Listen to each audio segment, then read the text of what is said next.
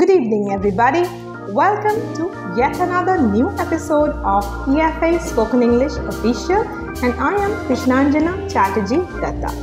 So, তোমরা already জানো যে আমরা টেন্সের একটা ড্রামা ওয়াইজ সিরিজ করছি।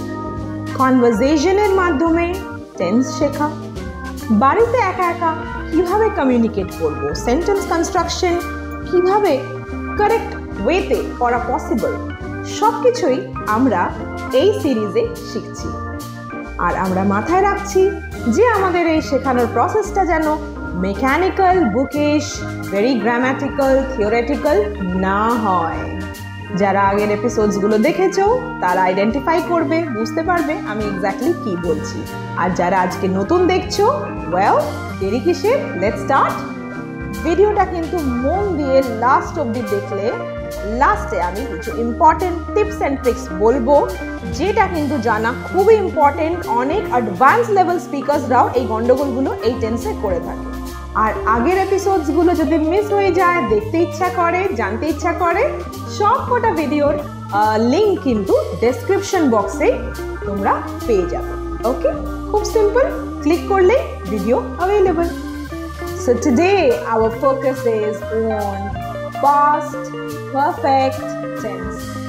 A small recap for everybody watching. আমরা present tense এর 4টে parts complete করে ফেলেছিলাম, right? For example, simple present tense or present indefinite tense, present perfect tense, present continuous tense, and of course present perfect continuous tense. তারপর আমরা দেখলাম past indefinite or simple past tense. So today obviously we are talking about past perfect tense. এই past perfect tense এ যেটা main আমাদের দরকার, that is had, had, which is a helping word. ফার্স্টেই আমরা noun বা pronoun subject দিয়ে দেবো, মানে I. Let's talk about I in today's episode. So I দেব, তারপরে আমরা had দেব। হ্যাডের পরে যে কাজটা তুমি করে ফেলেছো অলরেডি, সেটা তোমাকে দিতে হবে V3 পাস্ট পার্টিসিপল ফর্মে। ধরো তোমরা অফিস থেকে ফিরে গেছো, বাড়িতে বসে রয়েছো, এবার তুমি ভাবো যে দুদিন আগে আমি এক্স্যাক্টলি কি করলাম, রাইট?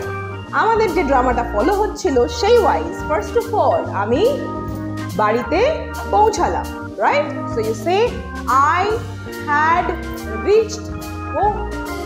নেক্সট আমি বেল বাজালাম, so you say I had rung the bell. তারপর আমি কি করলাম?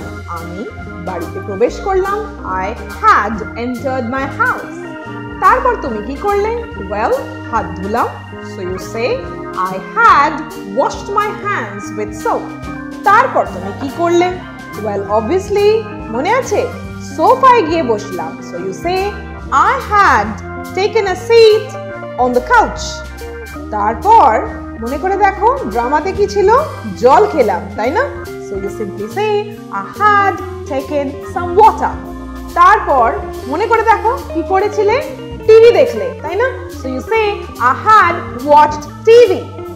Absolutely, that's how simple past perfect tense is. এতটাই সিম্পল হলো past perfect tense. জাস্ট তোমাকে আই দিতে হবে, আই এর পরে চোখ বুজে হ্যাড দিয়ে দাও, তারপরে যে ক্রিয়াটা করেছো পাস্ট পার্টিসিপল ফর্মে V3 ফর্মে ডেফিনেটলি দিতে হবে, অর্থাৎ টেক, টুক, টেকেন এর টেকেনটা দিতে হবে, গো, ওয়েন্ট, গনের গনটা দিতে হবে। ইয়েস, আই হোপ তোমরা বুঝতে পারলে। তো ধরো কোনো মুভি এক্সপিরিয়েন্স, কোথাও তোমরা কোনো বার্থডে পার্টি সেলিব্রেট করতে গেছিলে, কোথাও ধরো তুমি জাস্ট ঘুরতে গেছিলে, small outing, maybe long drive experience, restaurant experience, shopping experience, যে কোনো এক্সপিরিয়েন্স কিন্তু এইভাবে তুমি অনায়াসে প্র্যাকটিস করতেই পারো। সেন্টেন্স কনস্ট্রাকশন ক্লিয়ার হয়ে গেছে, টপিকস ক্লিয়ার হয়ে গেছে, কেউ আটকাতে পারবে না তোমায় এবার। ইয়েস, আন্দাজে কিন্তু আর সিন নেই কথা বলার, যেটা ভুল হলো ওটা ঠিক হলো, কারেক্ট? বাংলা থেকে ট্রান্সলেট করে হচ্ছে না, আসছে না না লাইনটা। অবভিয়াসলি বাংলা বাক্য আর ইংলিশ বাক্য সাজানোর পুরো মেথড আলাদা, প্যাটার্নটা আলাদা। অর্থাৎ আমি গ্যাসের ওপরে সসপ্যান বসালাম, সো আমি মানে আই, গ্যাসের ওপরে মানে গ্যাস অন, ইয়েস, অন মান গ্যাস, তারপর অন মানে ওপরে, তারপর ধরো সসপ্যান, মানে সসপ্যান বসালাম, সিট ডাউন, হবে হবে না।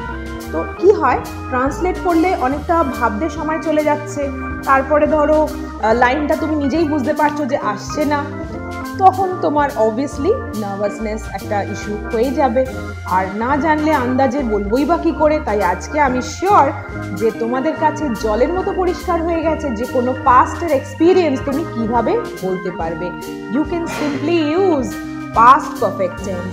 আবার সিম্পল পাস্ট টেন্স, যেটা লাস্ট এপিসোডে আমরা ডিসকাস করলাম, সেটা দিয়েও কিন্তু হতে পারে। যদি যারা আগের এপিসোডটা দেখোনি তাদেরকে একটু হেল্প করে দেওয়ার জন্য বলছি। সিম্পল পাস্টে বলতে গেলে তোমাকে জাস্ট আই দিয়ে সেন্টেন্সটা স্টার্ট করতে হবে, তারপরে যেটা দিতে হবে দ্যাট ইজ B2, অর্থাৎ গো, ওয়েন্ট, গনের, ওয়েন্ট, টেক, টুক, টেকেনের, took. I went to the zoo and I took a cup of coffee. Clear? I'm sure clear হয়ে গেছে। Now is the time for the bonus points, okay? কিছু tips and tricks বলবো past perfect টেন্সে, যেটা অনেক সময় advance level স্টুডেন্টসরাও miss করে ফেলে, ভুল হয়ে যায়। চলো দেখে নিই। তো প্রবলেম হলো টাইম নিয়ে। টাইম কি পাস্ট পারফেক্ট টেন্সে দেওয়া যায়? Question mark. ওয়েল ইয়েস, দেওয়া যায়, কিন্তু সব রকম টাইম আমি দিতে পারবো না। তো কি রকম টাইম দিতে পারবো? ইয়েস, সেটা হলো time up to a point in the past, অর্থাৎ কোনো কিছুর একটা কাজের আগেই সময়টা আমার শেষ, মানে কাজটা আমি ফিনিশ করে ফেলেছি, একটা সার্টেন পয়েন্টের আগেই আমি কাজটা ফিনিশ করে ফেলেছি। সেন্টেন্স এক্সাম্পল বললে অনেকটা ক্লিয়ার হয়ে যাবে। চলো দেখে নিই। Example, I had reached office before Suzy, মানে আমি অফিস রিচ করে গেছিলাম সুজির আগে। এখানে টাইমটা কি ছিল?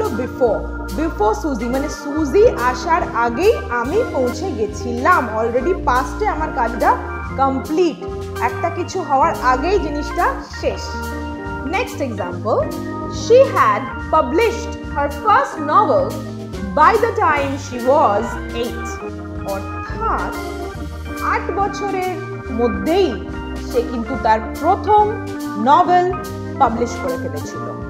অর্থাৎ সে তার প্রথম নভেল, উপন্যাস ছাপিয়ে ফেলেছিল, পাবলিশ করে দিয়েছিল যতক্ষণে তার 8 বছর হয়, তার মধ্যেই কিন্তু সে নভেলটা পাবলিশ করে ফেলেছিল। তাহলে আমরা কি দেখলাম যে 8 বছরের মধ্যে টাইমটা একটা এইভাবে, যে মানে টুয়াইস, দুবার, ওয়ান্স একবার, বা ধরো বিফোর আগে, আফটার পরে, বাই দ্য টাইম এই সময়ের মধ্যে, এই ধরনের যদি টাইম দিতে চাও তাহলে কিন্তু অনায়াসেই এই টেন্সে দিতে পারো।